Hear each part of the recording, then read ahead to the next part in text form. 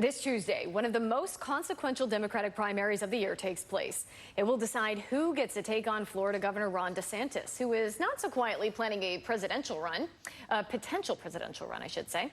Former Florida governor, now Democratic Congressman Charlie Crist is battling it out with Agriculture Commissioner Nikki Fried. A new poll shows Fried leading Crist by 4 points, with the two Democrats essentially faring the same if they were to go in a head-to-head matchup against DeSantis. Now, I'll be talking with Charlie Crist shortly, but first I am joined by Nikki Fried. Commissioner, welcome in. Thank you for joining me. Now, I'm going to be asking the same question of your Democratic opponent here in just a moment. But first, make your case for why you are the best choice to beat Ron DeSantis. First of all, thank you so much for having me on this afternoon. Look, the choice is very simple. I'm the only one in this primary who has been able to win our state as a Democrat. I flipped a seat back in 2018 by over 1 million votes, 20 points. And right now we know that in order to take on Ron DeSantis, we need a winner, we need a fighter, we need a champion for the people. And as our only member of the Florida cabinet, I have been taking on Ron for the last 3.5 years. And of course, overturning of Roe v. Wade is essential, not only in this primary, but the general election. If we're going to win in November, we need to make sure that we have a female at the top of our ticket, 100% for life pro-choice Democrat. And that's the only way that women of the Republican Party, our independents here in the state of Florida, are willing to cross over. I am our best shot at taking this guy down and protecting democracy, not just here in the state of Florida, but for the entire country. Now, you've also made abortion rights a big part of your pitch to voters. If you were to beat DeSantis, you're still likely going to have a Republican legislature. So how are you going to make any headway on protecting abortion rights in your state? Well, first of all, on day one, we'd be declaring a state of emergency for women's reproductive health care. So doing exactly the opposite of what Ron DeSantis did when he removed State Attorney Andrew Warren from office 2 weeks ago. One, I'd make sure I'd put him back into office. But two, would make sure that we were not prosecuting doctors or any women who happen to have an abortion after the 15 weeks. I would also be able to stop any legislation that goes even further, which is where Ron DeSantis wants to go. He wants to have an all-out abortion ban here in the state of Florida.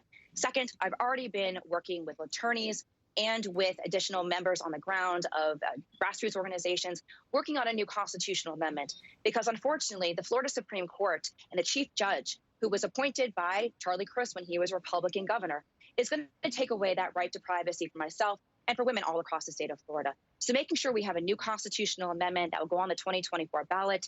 And of course, what I say this all the time, when you cut off the head of the snake dies. When you get rid of Ron DeSantis, we'll have an opportunity to go back into the legislature, show them empirical evidence and data of what has been happening in our state since that 15-week abortion ban has gone into impact in our state. And we're already seeing women who are suffering today. What about the Don't Say Gay law? What would you do with that? What would you change about what's being taught or not being taught to our kids in Florida schools? You know, we are seeing now that our kids are back in school, our teachers are teaching again, the impact that it's being had not only just on our students, but also on our teachers. So when we have a new commissioner of education, have an entire new board of education, we'll be able to start reversing a lot of these policies. Because, look, my stepbrother came out to me when we were in high school. The damage that is getting done to so many of these kids, making them feel less than, making them feel marginalized, is not the direction of our state. So we need to make sure that our teachers are teaching, but also making sure that our kids feel that there's a safe environment for them. Look, we don't need our suicide rates to be going up, which unfortunately they are because of laws like this, and putting these children in harm's way because they may not have resources and a support system to go back to. Really quick, I want to ask you, if you get blocked by the Republican legislature in your efforts to do this, would you put in an executive order to take away this law? Yes, I would utilize all the authorities that are given to me in the executive office and looking at ways to use my executive powers to protect our kids and protect our teachers. We're seeing it on both sides of this. So I know as our Democratic governor, we're going to have an opportunity to really reverse not just this law, but our anti-protest laws. We're banning books here in the state of Florida. We are not teaching history in our civics classes and our social studies classes. We are losing teachers here in our state every single day. We have a teacher shortage because we have a shortage of respect and pay for our teachers, and that must stop on day one of a Fried administration. Nikki Fried, we want to thank you for your time. And I'd like to turn now to Fried's opponent in Tuesday's Democratic primary, Charlie Crist, former Republican governor of the state, now a Democratic member of Congress. Welcome in. Thank you so much for being in. And I asked your Democratic opponent the same question. Make the case for why you are the best choice to beat Ron DeSantis. Well, I think we have the best chance to win this thing, and that's important. So I think it's electability and experience, Corey. I mean, after all, I have been the governor of the state of Florida already. I've been the attorney general of the Sunshine State, fighting for civil rights. And I'm also the last elected commissioner of education, protecting teachers' rights, protecting public schools, making sure that our kids get a great education. We are the third largest state in the country, and our teachers are being paid 48th or 49th out of 50 states. That's embarrassing, and that's appalling, and that's what DeSantis has brought to Florida. Florida deserves better than that. We need to protect a woman's right to choose. I'm the only candidate in this race as governor who has actually vetoed an anti-abortion bill. And I got 100% rating from NARAL, 100% rating from Planned Parenthood. And on the first day of the second Crist administration, I'll sign an executive order that makes sure we protect a woman's right to choose statewide in the Sunshine State. It's imperative. Respectfully, Congressman, you lost a Senate race to Marco Rubio as a Republican. You lost a governor's race and a Senate race to Rick Scott as a Democrat. Why should voters trust that you can win this statewide race against DeSantis? Because I've won statewide 3 times. I've won as governor. I've won as attorney general. I've won as the commissioner of education. And my congressional seat, I'm the first Democrat to take that seat since 1955. I can reach across the aisle. I can bring people together. We can win this thing. That was in the Tampa Bay market, the largest media market in the state of Florida. I'm ready for the job. We'll do the right thing. We'll fight for people. We'll fight for minorities. We'll fight for a woman's right to choose. Do the kind of things that real Floridians really want. You know, they're good, decent people. And you have said as governor that you will work to repeal the Don't Say Gay law as well as other laws regulating teaching race, aka the Stop Woke Act, regulating, speaking about race in schools. How will you get that done with what will likely be a Republican legislature trying to block you at every turn? By having all hands on deck. Sign an executive order to that effect. Go to the courts if we have to. Work with the legislature, because I guarantee you, there are moderate Republicans in that state house and state senate that have been suppressed also. The governor doesn't discriminate against anybody he wants to suppress. He'll do it to anybody, and he has done it to everybody. LGBTQ, kids in school, African Americans and their right to vote, and seniors like my 90-year-old father, 87-year-old mother, who want to vote by mail. He's making it harder to do that.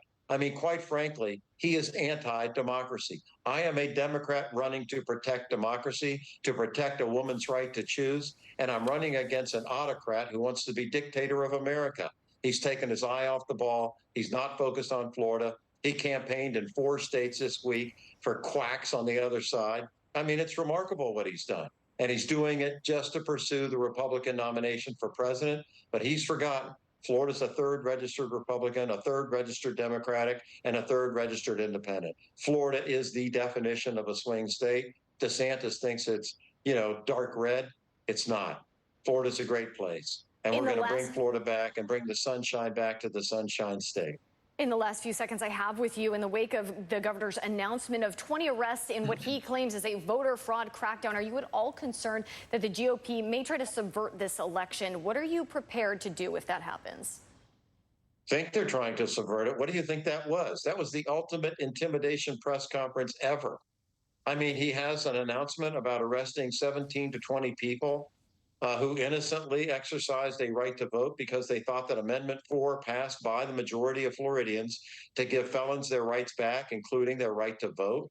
They didn't think they were doing anything wrong. They kind of got ensnared in this thing by his election police, if you can believe that. That's what he's got going now, too. So he's got an election police force. He's banning books in our state. It's unconscionable what this guy is doing. Putin would be proud of his leadership. So would Maduro from Venezuela or Ortega from Nicaragua. I mean, what this guy is doing is getting rid of democracy, telling local school boards what to do. And that one got personal. He told the school boards in our state that children essentially couldn't wear masks in school back at the height of the pandemic. In Pinellas County, where my 5-year-old niece goes to school, She went into school. No one was wearing a mask. 2 days later, she's got the pandemic. She goes home at night, of course. She has a 2-month-old sister. 2 days later, my 2-month-old niece, her sister, gets COVID.